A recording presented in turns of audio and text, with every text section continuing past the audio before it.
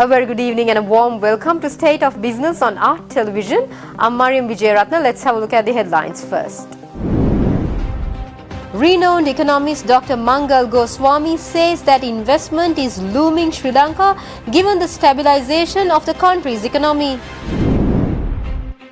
President reveals plans to establish more free trade zones within the country. News in detail. President Ranil Wickremesinghe is set to depart for Cuba to address the G77 plus China Leaders Summit next week. The President Media Division Center made this revelation through a press statement yesterday. The summit, titled Current Development Challenges, Role of Science, Technology and Innovation, is scheduled to take place on 15th and 16th September in Havana, Cuba. President Wickremesinghe's participation in the summit comes as an official invitation from Cuban President Miguel Diaz-Canel.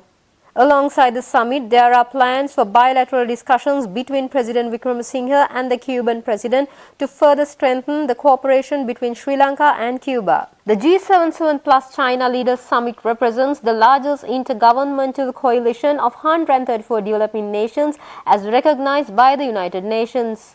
It serves as a platform for southern countries to voice and promote their shared economic interests while enhancing their collaborative negotiating capabilities. This conference offers an opportunity to address contemporary challenges in the realms of science, technology and innovation through inter-southern collaboration. The leaders of the countries are expected to adopt the Havana Declaration during the summit. The Havana Declaration outlines guidelines for reforms and new approaches to enhance cooperation among southern countries in the fields of science, technology and innovation.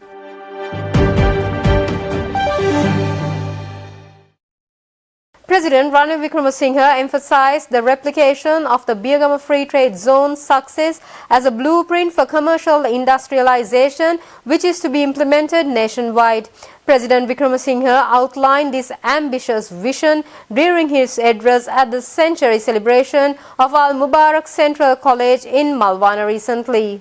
This strategy aims to propel the country towards rapid development within the next 15 to 20 years. The President unveiled plans to open up several new investment opportunities on a global scale, paving the way for Sri Lanka to emerge as a prominent investment destination. The President also revealed that Sigiriya, Hambantota, Kandy, Trincomalee and the Northern Province have been earmarked for the establishment of industrial estates. The President further revealed that these areas are set to undergo rapid development, transforming into vibrant commercial cities. President Wickremesinghe stressed the commitment of local representatives to attract investment opportunities for the advancement of their respective districts.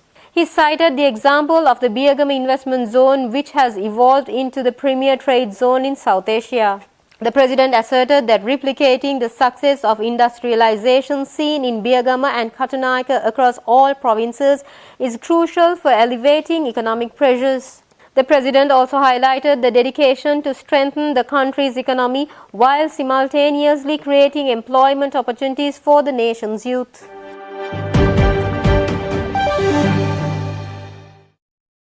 Renowned economist Dr. Mangal Goswami said that investors are keen on moving into Sri Lanka provided the economic situation gets on a much more stable path. The Executive Director of the Southeast Asian Central Bank's Research and Training Center said this delivering a lecture at Center for Banking Studies in Colombo yesterday. Sri Lanka has always been on the map of investors in this region especially, and they are very keen to move into Sri Lanka provided the situation and the sovereign gets on a much more stable footing. So that's the primary sort of goal right now, is to get the sovereign and put the sovereign on a much more stable footing. And what does that entail? That entails putting debt trajectory on a more sustainable path. And of course, this is no news to you. What it means is that you need a substantial and a comprehensive and a reasonably quick debt restructuring to be able to alleviate the burden, the fiscal burden, so that money can be deployed towards growth. So that's a key thing. And of course, with that comes an important ingredient is to ensure that the economy is not overburdened with inflationary expectations being de-anchored. And what I hear and see, and this is really, for us economists, this is a huge lesson, is how Sri Lanka has been able to bring down its inflation to almost single digits now, from double digits, from over 70%. So to continue to work on re-anchoring inflation expectations.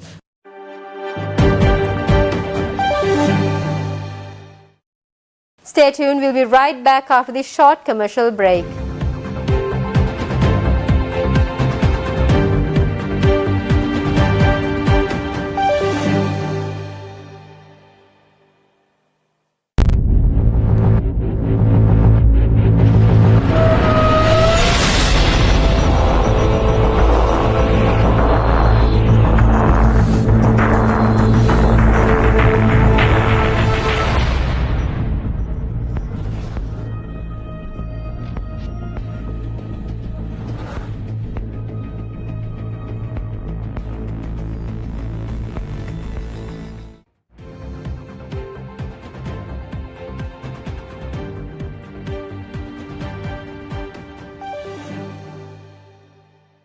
Welcome back after the break. The 16th International Research Conference of the Kotalawala Defence University commenced under the theme Achieving Resilience Through Digitalization, Sustainability and Sectorial Transformation.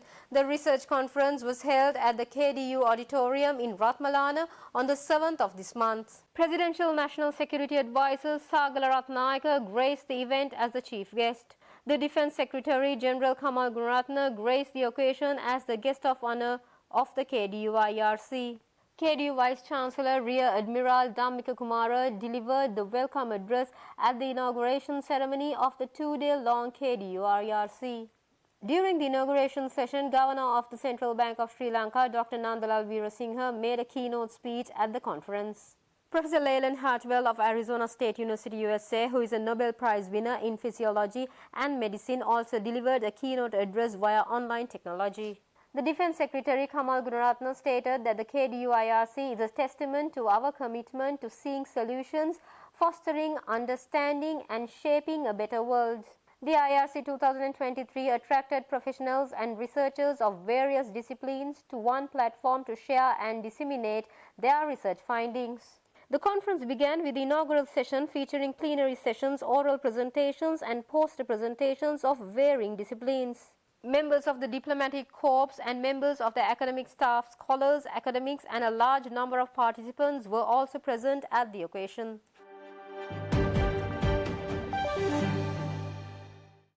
Presidential Chief of Staff Sagala Ratnayaka, also speaking at the event, said that the digital public infrastructure will be the most critical factor that will enable citizens to explore economic prospects and achieve prosperity. The theme is timely. The theme is achieving resilience through digitalization, sustainability and sectoral transformation. Digital transformation is the integration of digital technology into all areas of business, whatever it may be. You may be in economic activity, you may be in the delivery of public services like governments. It's how you fundamentally change your operations and deliver value to the customers, or the citizens as we may say. It's also a cultural change that requires one to continuously challenge status quo. Digital public infrastructure, which is the digital network that enables countries to safely and efficiently deliver economic opportunities and social services to its citizens, is going to be critical in moving forward with Sri Lanka.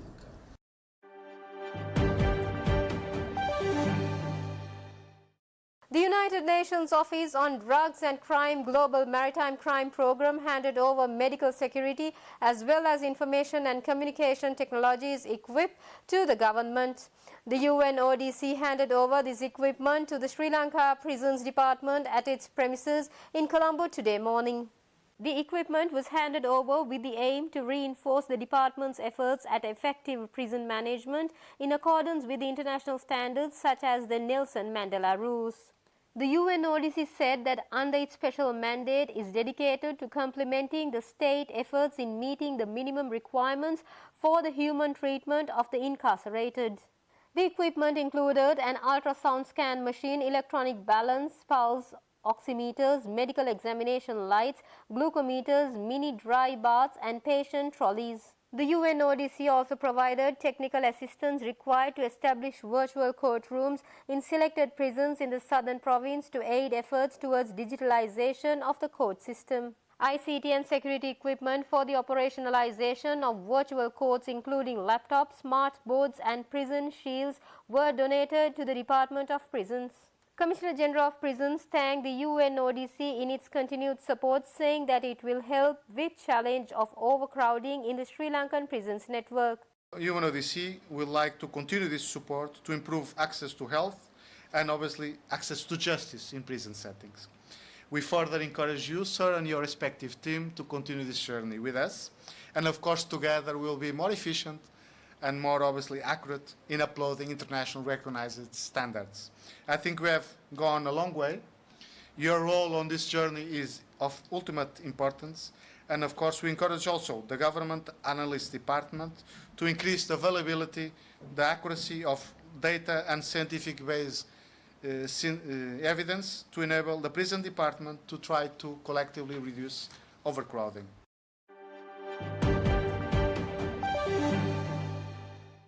Stay tuned for the stock updates.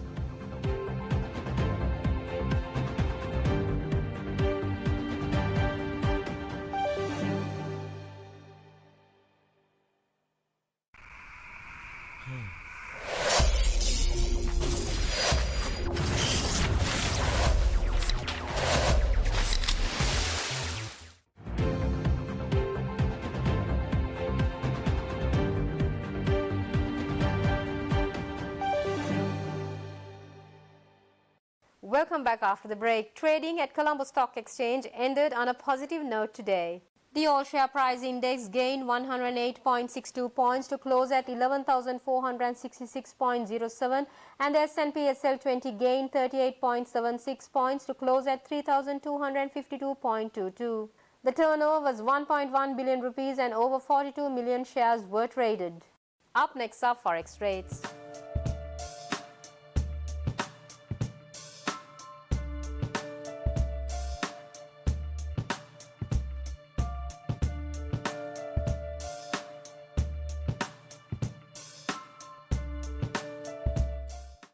That's all we have for tonight. For this and more, subscribe to our channel on YouTube and follow us on Facebook. Have a great weekend. Take care. Good night.